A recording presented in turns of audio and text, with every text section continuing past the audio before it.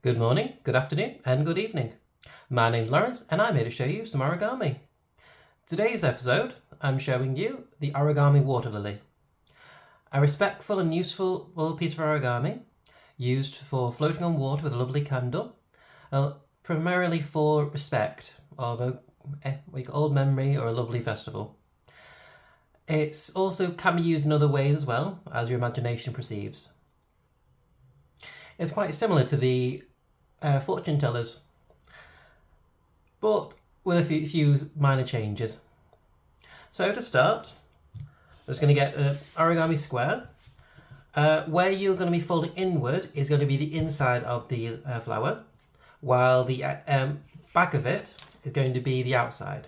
I'm doing the more colourful side for this episode.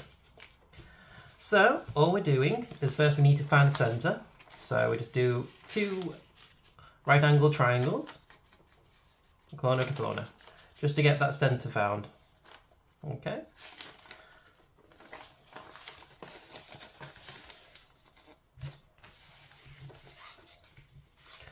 Alright, so I've done that, and we've got our centre. Next, all we're doing is those first few folds where you have to just fold the corners into the centre. Each fold into the centre.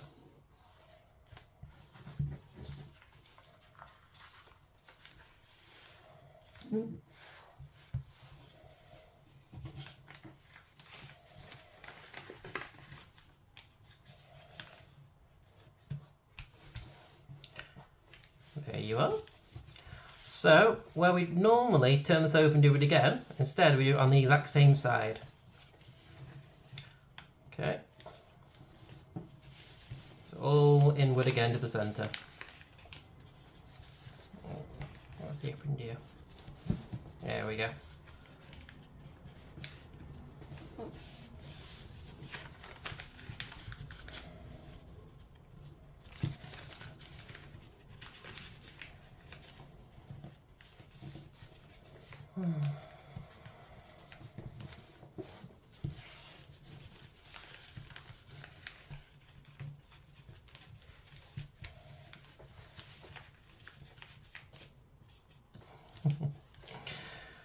Oh, it does not want to land in the correct locations, but it still has done the form. Alright, so from there we just turn it over now, and then rather than do all the way to the centre, we just do very small folds. That's all we're going to do. There you are.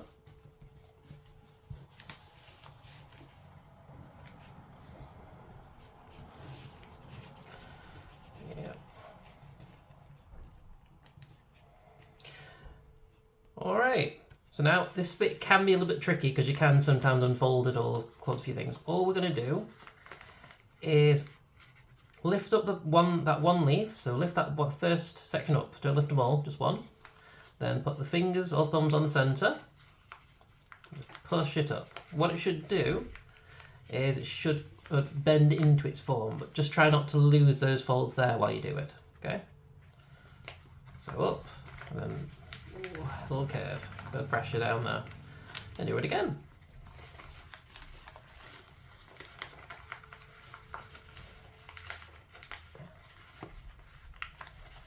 There we go. And there's the first set. Then, all we need to do is these little ones at the back, you just fold those upward as well. The key is not to lose that centre there in each of these. That's all. So it makes it a little bit harder to do, but can create quite a lovely piece for use.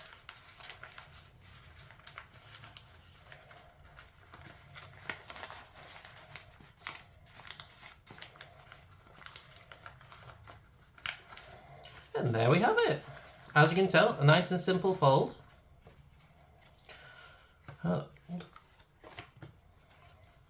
Which I must have misinformed as well. So it's actually the folds you do the first 2 on is the one for the outside, while the one on the back, when you start the folds, is the one for the centre. So as I say, there's many ways to use this one. You can use it as just a what you call small nut tray if you have the right materials, or you could also just use it for what you call some decorative events. You have a lovely pond or a lovely pool, make a load of these out of some waterproof paper, and well, you can make something very, very bright and beautiful.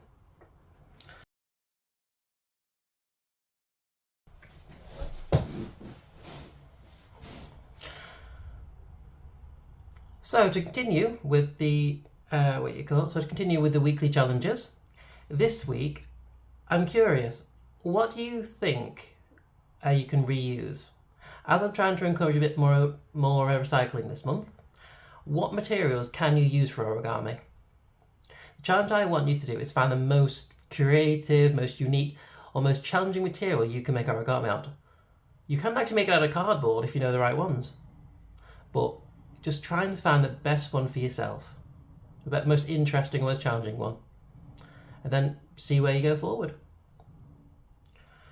And, well, who knows?